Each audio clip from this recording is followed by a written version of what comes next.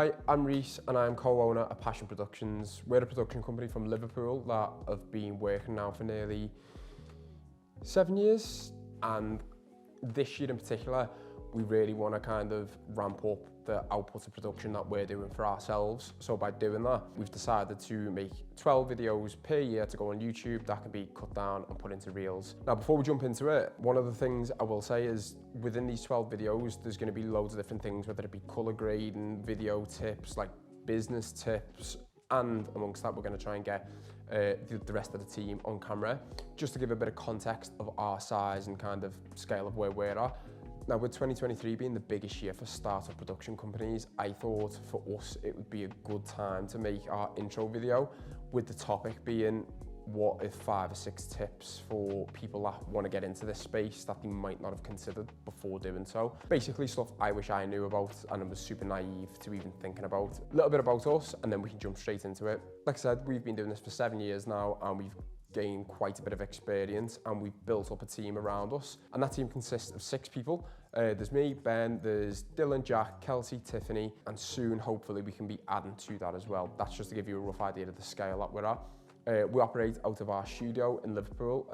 We haven't even been in this studio a year yet and it's already feeling quite small, I'll be honest. So today is currently the 2nd of September. Wow, the 2nd of January. No one's in today. Everyone starts back tomorrow, but I thought I'd come in, kind of get the place up and running and give myself time to actually create this video. Okay, so number one, and I think this is probably the most important one, is understand when it comes to getting into this industry, you don't know anything. Like nobody knows anything, and to assume that you do, you're already losing, because there's a difference between like being confident in things, but you've got to be open-minded. And I think initially it was very much like I thought I knew a lot about like filming, and I'd probably say borderline like arrogant with like, oh, I know what looks good, I know this, I know that. But very quickly you kind of learn there's so much more to it, and what you think's right isn't necessarily right for the customer, the consumer, whoever that is. That would be my first and foremost thing, of understand that you don't know anything. Be super open-minded to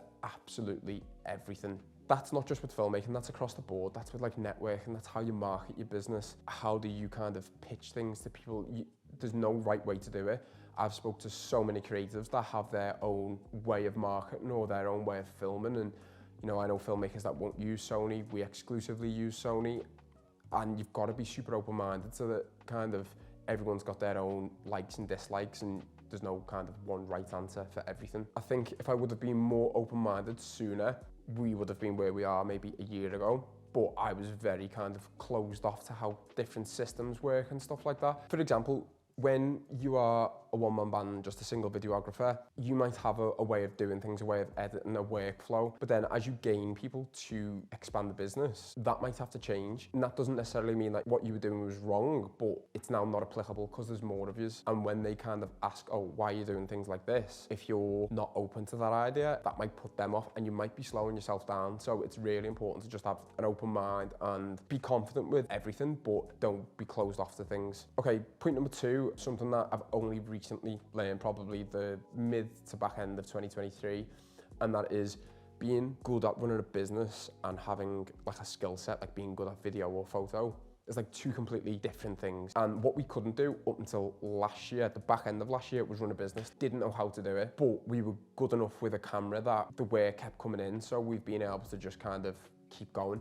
And I'll be completely honest, up until the back end of 2022, early 23, was when we started to price jobs correctly and kind of understand, okay, this is what our time's worth and here's what our equipment's worth, and like stuff like that never even crossed my mind. Again, going back to that being closed-minded with things, I kind of was just like, oh, this is the way I've done it for the first 5 years. We've got this far. But then you soon kind of learn that it's probably not sustainable to do it that way. And maybe there are better options out there which you can use and do and apply to your business that is going to help you a lot. So building strong foundations is massive because it allows you to expand with quality. One thing I would absolutely not want to do is compromise on quality for any of our clients. It's very easy to kind of say yes to every job and just send people out to different shoots, but If you haven't got the right creative on the right shoot, it really makes a massive difference, and that is so important to us. Me and Ben need time to really like think and go, who's best for this shoot? How can we kind of creatively enhance the brief that we've been given? You simply can't do that at the quality and keep expanding if you don't have, you know, training guides in place, if you don't have meetings regularly, all these little things that they don't really seem like they're going to make a massive difference, but it's those 1% each time that will kind of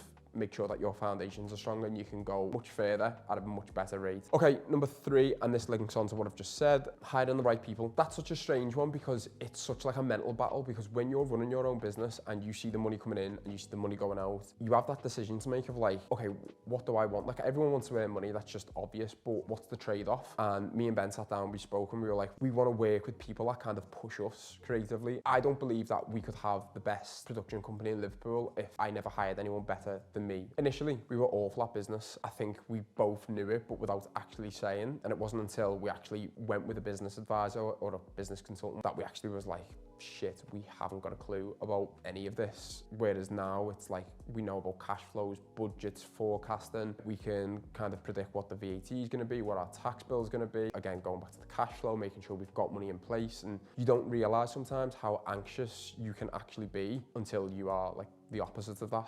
And you can be like, oh my God, I was actually working in quite a chronic stress state there. Whereas you've got that kind of weight off your shoulders now when you're like, okay, I can put my energy back into creating briefs, getting shots or planning, meeting with clients. Put your energy elsewhere. That's not just the business consultant, that is hiring a better videographer than you are, or a better lighting guy or girl than you are, and kind of really pushing that. You've got to look inwards and just go, what am I shit at? Like, no one really likes to do that. I remember when me and Ben started this company, I'm like the main editor of the company, and every time I'd send a video to Ben, he would just kind of rip it apart, and not intentionally, but I'd get really offended to a point, and then I realized, well, if he didn't tell me, a client would tell me, and then I'd be really upset. So take it on the chin, go, what am I awful at?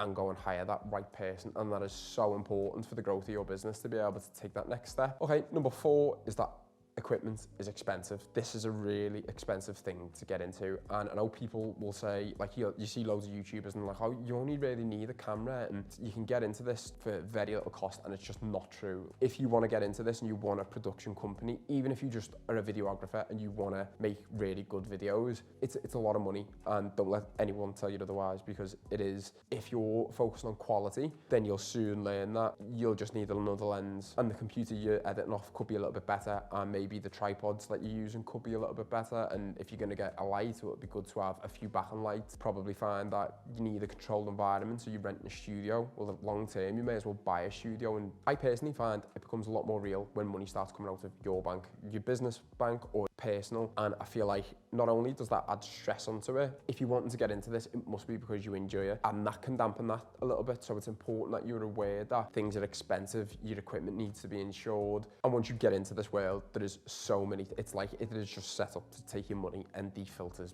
batteries, external batteries, monitors, mics, lavs, like there's just so much. Okay, and last but not least is actually selling your work and getting it out there. It's all good and well spending hours upon hours, you know, creating a brief, lighting the scene, filming it, picking different tracks, sound effects, editing it, putting it all together. Maybe it's for a really big client or whatever, but no one's going to shout about your work more than you will. No one's going to talk about your company more than you will. It is really important that you get it out everywhere as much as you possibly can. Every person that I meet knows within 20 minutes that I run this company, and it can be quite annoying at times, and it's not going to land every time, but you never know where that opportunity is going to be. And as you're adding staff, it's kind of more of an obligation to make sure that you've got as much exposure as possible, because their wages need paying every month, and that's a non-negotiable.